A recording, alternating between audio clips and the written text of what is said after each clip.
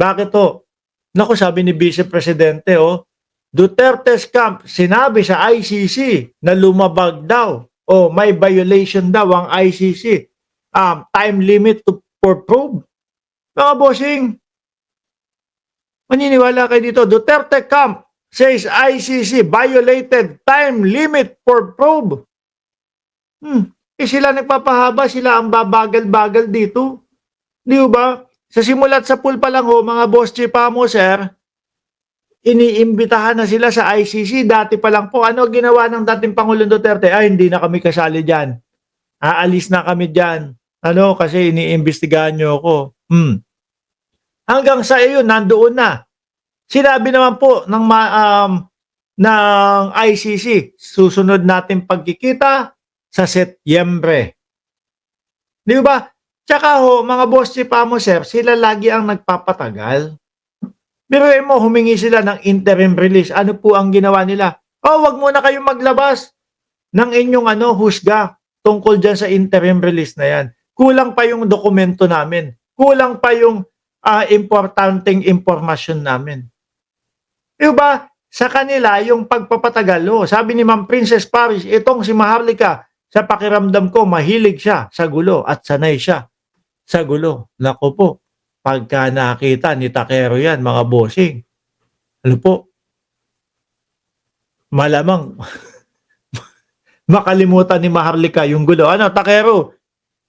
Romansang itik ho siguro ang gagawin ni Boss Takero dyan, mga kababayan. Basahin ko The camp of former President Rodrigo Duterte has questioned the jurisdiction of International Criminal Court in handling his case according to Vice President Sara Duterte. Tsaka ito mga kababayan, ang estilo nung lawyer ni dating Pangulong Duterte, kumbaga hindi rektahang sinasagot yung mga inaatake sa kanila. Yung una, ang style, dalawang judge gustong ipatanggal kasi bias daw. Deny, hindi pinayagan. Yung pangalawa, lilimitahan daw dapat yung mga tetestigo laban kay dating Pangulong Duterte. Kailangan daw yung may mga ID lang. Ano ibig sabihin nun?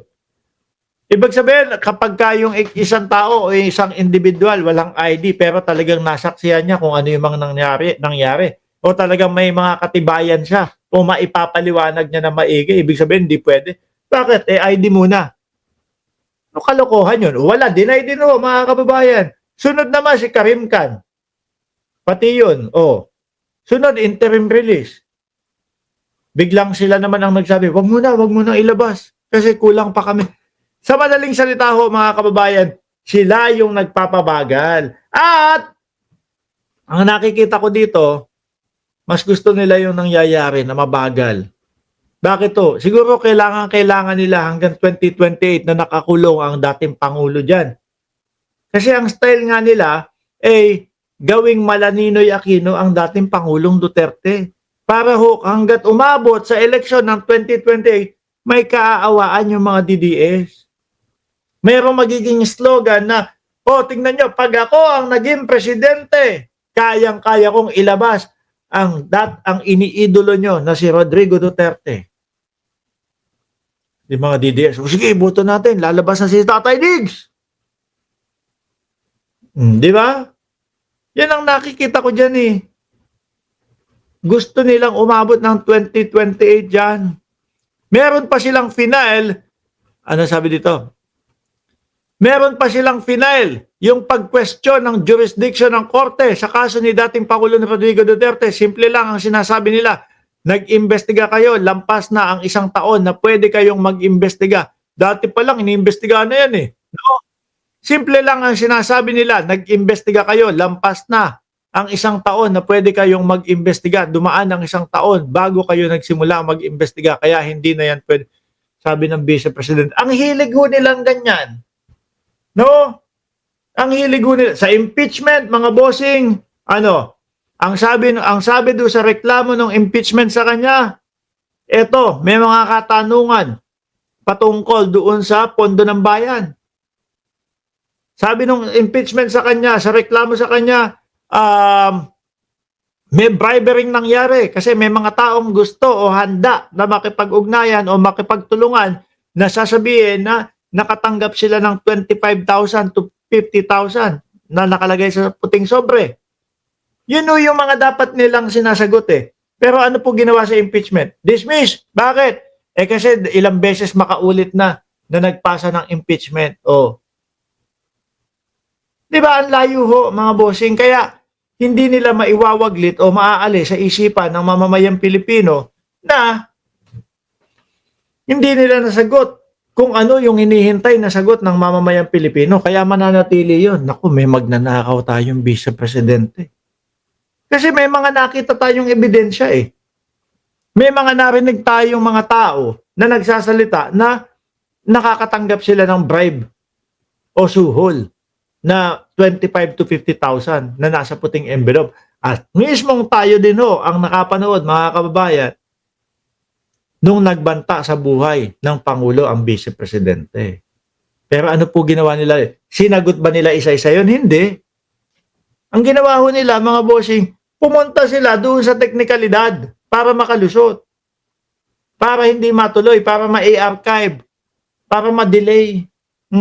Pero kung tatanungin mo ko, nasagot ba nila? Naipagtanggol ba nila ang Vice Presidente? Wala ho.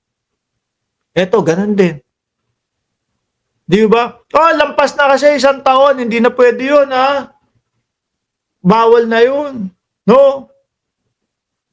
Kailangan hindi na yan pwede, sabi. Dumaan na ang 1 taon bago kayo nag-imbestiga, bago magsimula mag-imbestiga. Eh paano kung 1 taon makalipas yung mga nangyaring krimen? Doon pa lang lumilinaw lahat. Doon pa lang nagkakaroon nung mga nakikita nila, oh, may nangyari nga, o nangyari nga to dati. Di ba? Lagi sila doon. Doon po sa mga pwedeng maging loophole kung paano po sila makakawala. Halata, ano? Mga kababayan. Kaya, tingin ko dito kay dating Pangulong Duterte, aabutan to ni Bato sa September o October eh. Kasi yan yung sabi na seserban ng warrant of arrest si Bato at si Bongguho, mga kababayan. Yang mga buwan na yan. No, sabi naman ni dating Senador Trillanes, baka umabot ng first month o first quarter of 2026. So, mga bossing. Pero nakikita ko, style nila dito, hayaan na nasa loob si dating Pangulong Duterte hanggang 2028 election, mga kababayan. Para nga naman, mas malakas yung effect, no? Mas malakas yung naku, kawawa naman si Tatay Digong. Huwag kayong mag-alala. Tumatakbo ako sa pagka-presidente, kaya iboto nyo ako, ilalabas ko si Tatay Digong. Di ba? Ngayon ho, mga kababayan, hanggang dyan muna tayo, no? Ipopromote ko ulit ito, yung 22,000 followers natin na Facebook, no? Hagilapin nyo lang po yan sa Facebook, ang ating profile picture, yung MR, na may pangalang Mark Ramos, no? Paki-follow, paki-share, paki-like, at etong video din po natin na ito, paki-like na din po. Maraming salamat mga Boss Chief Amo Sir, and God bless sa ating